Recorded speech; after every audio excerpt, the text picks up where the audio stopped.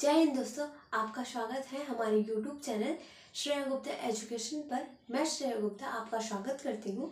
आज हम पढ़ेंगे कोशिका से संबंधित कुछ अन्य खोजें। हमने इसके अगले लेक्चर में देखा था कोशिका की खोज एवं कोशिका सिद्धांत के इतिहास। हमने अगले लेक्चर में देखा था। उसके आगे हमने कोशिका का परिचय देखा था। अगर आपको इसके आगे अगले लेक्चर को देखना है, समझना है, तो आप इसके अगले लेक्चर को देखिए और समझिए, आपको ज़रूर समझ में आएगा। हम कोशिका से संबंधित जो वैज्ञानिक खोजें हैं जो हमने पढ़ी है, उनके अतिरिक्त हम देखेंगे कि कौन कौन सी और खोजें हैं जो कोशिका के साथ ही हैं। हम देखते हैं ये वैज्ञानिकों के नाम है। हमने यहाँ वर्ष लिखे हैं और खोज, उन्होंने क्या खोज की है वो लिखे हैं। आइए देखते हैं। मार्सेलो मेलपिगी सन 1671 में पादप कोशिका का अध्ययन किया। इन्होंने मार्सेलो मेलपिगी ने 1671 में पादप कोशिका का अध्ययन किया। इन्होंने प्लांट सेल की स्टडी की। इन्होंने विल्सन ने सन 1710 में संयुक्त सूक्ष्मदर्शी का आविष्कार किया। इन्होंने माइक्रोस्कोप का आविष्कार किया। ड्यूट्रो से सन 1824 ईस्वी में सभी संगठित शरीर वाले जीवों की सूक्ष्म इकाई कोशिका है बताया।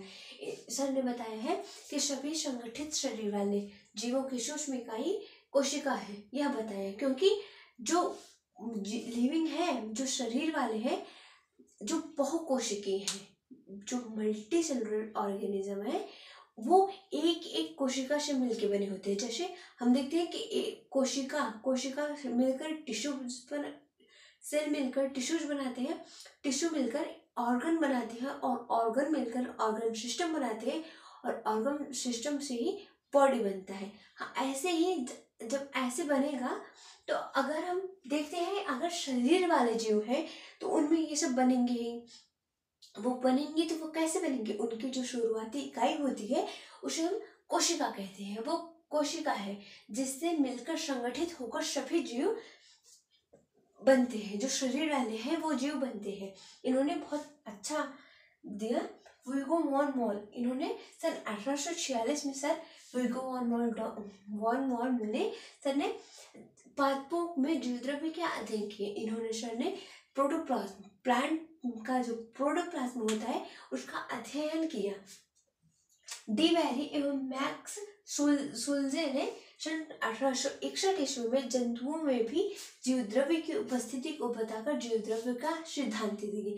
सर ने जंतुओं में भी जीवद्रव्य की उपस्थिति को बताकर, जंतुओं में भी प्रोटोप्लाज्म होता है, यह बताकर जीवद्रव्य का सिद्धांत दिए। सर ने जंतुओं एनिमल्स में जो सेल होती है उसके अंदर जो जीवद्रव्य होते हैं, साइटोप्लाज्म और न्यूक्लियोप्लाज्म, यानी कि केंद्रक द्रव्य और कोशिका द्रव्य, दोनों को मिलाकर हम जीवद्रव्य कहते हैं। और जो जीवद्रव्य होता है उसे वो जंतुओं में भी उगता है। इसी को बताकर इन्होंने जीवद्रव्य का सिद्धांत दिया। सन नॉल एवं रस्का सर ने सन 1931 से 32 ईस्वी में, सन 1931 से 1932 ईस्वी में इलेक्ट्रॉन सूक्ष्मदर्शी की खोज की। इन्होंने सर इलेक्ट्रॉन